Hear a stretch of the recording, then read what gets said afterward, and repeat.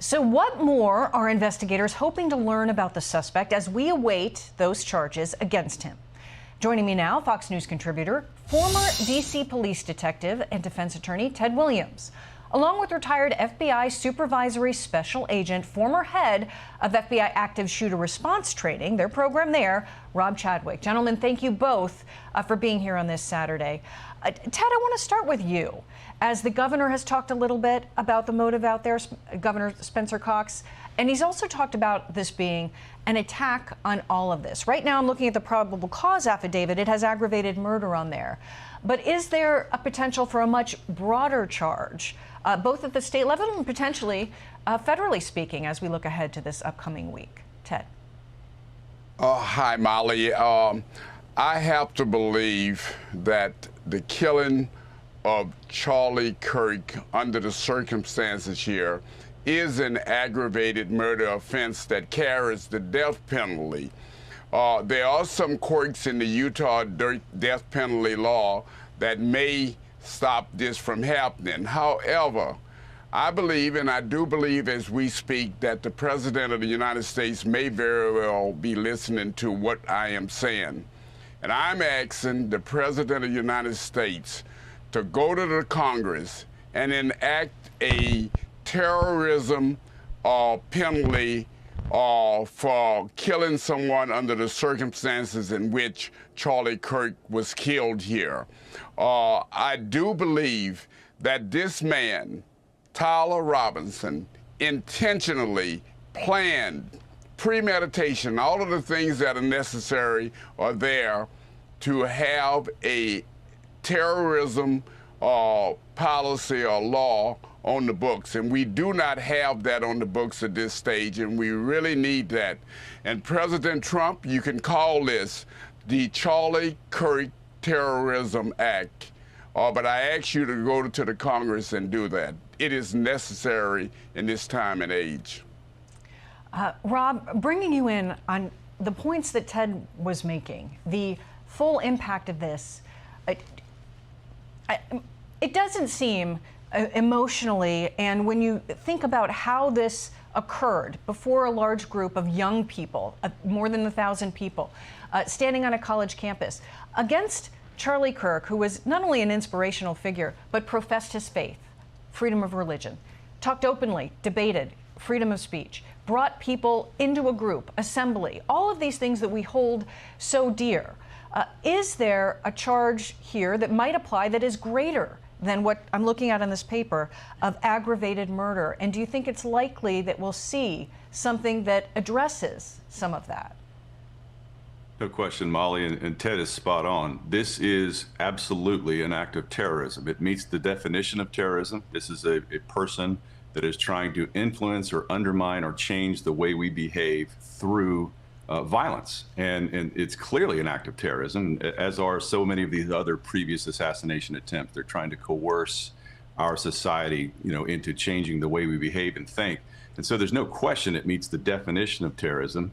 And so I believe that both the Department of Justice and certainly the executive branch as a whole will pursue this, as it should be, as a terrorist investigation and pursue it as such. No question. Rob, one more question before we move on to the next topic for you. We know that conservative speakers on college campuses have faced many threats in recent years. And we know that even just very recently, the President of the United States was nearly killed by a shooter on a rooftop. And here we look at this bowl that we're looking at in Orem, Utah, on the campus, looking down from essentially rooftops. Is it time to ensure that the rooftops are looked at in the cases anywhere where there's a public speaker, particularly on college campuses in this apparently very heightened environment? Well, as someone who spent quite a great deal of time on protection details myself, the number one rule of a protector is anything that is predictable is exploitable. And so, Charlie Kirk was on tour. It was very heavily advertised. And so people knew in advance not only when he was going to be there, but exactly where. And Which so, was the point Mr. of what he was doing, to bring people together. But go on. That's right. That's exactly right. Mr. Kirk's detail did everything they could. Most people on the planet don't have access to what the President of the United States does. But we are going to have to take some steps But what I don't want to see is us retreating from that public discourse. This is exactly what Charlie would not want. He wants us to continue courageously getting out there and standing up for civil discourse, the First Amendment first and foremost. And Ted, to you with this next case, moving this forward, really on the same topic though, another case, political violence going on. Ryan Ruth, he's the man, of course, accused of trying to assassinate President Trump. This was in the golf course though. He's facing his federal trial, ongoing right now this week. Ruth is acting as his own attorney, and he's begun to question witnesses, including the Secret Service agent who busted him there in the bushes that day. Ted, first, your take on this trial so far and on Ruth defending himself.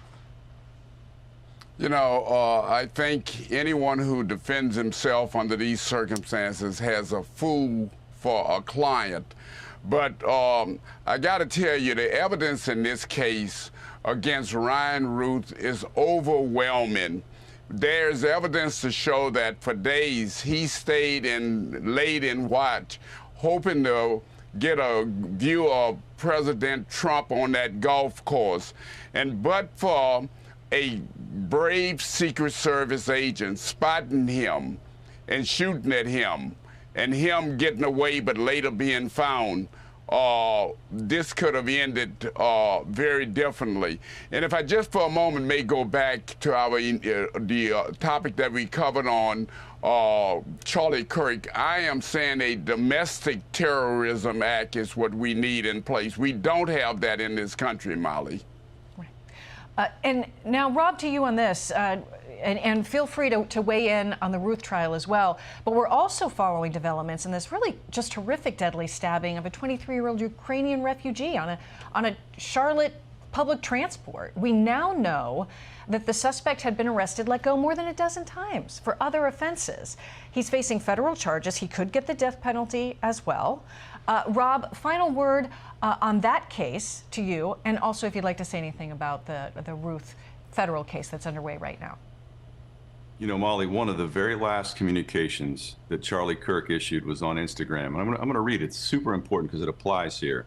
He talks about right now, millions of people are finding out that you can become a magistrate judge in many states without being a licensed lawyer. Teresa Stokes never passed the bar exam, fully empowered to repeat criminal offenders to roam the streets, to murder innocents. Utter lunacy. And Charlie Kirk is right? He was silenced for his rational discussion about this very issue. That's something that we're going to have to examine is how is this possible where someone who hasn't even passed the bar exam is sitting as a magistrate judge able to let a repeat violent offender on the streets who is clearly a menace to society. So that's something that we're going to have to deal with very quickly.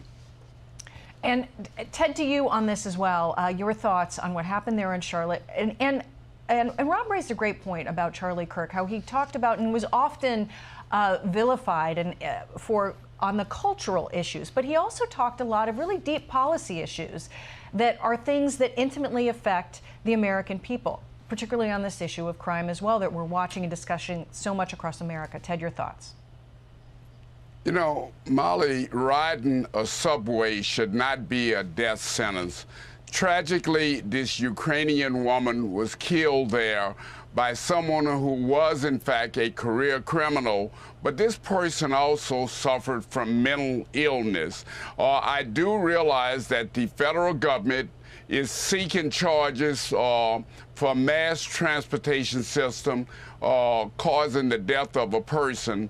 I don't know if they're going to be able to make it in light of the mental illness that is known about this person.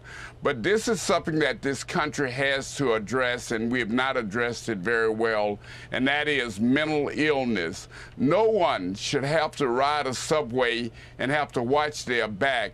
But when you look at what happened with this young lady, this tragic death under the circumstances of just being on a subway, all of those kind of things have to be taken into consideration to protect your own safety as you go about your daily route. Ted Williams, Rob Chadwick, thank you very much for all of your sentiments this morning, this Saturday. We greatly appreciate it. Thank you. I'm Steve Ducey. I'm Brian Kilmeade. And I'm Ainsley Earhart. And click here to subscribe to the Fox News YouTube page to catch our hottest interviews and most compelling analysis.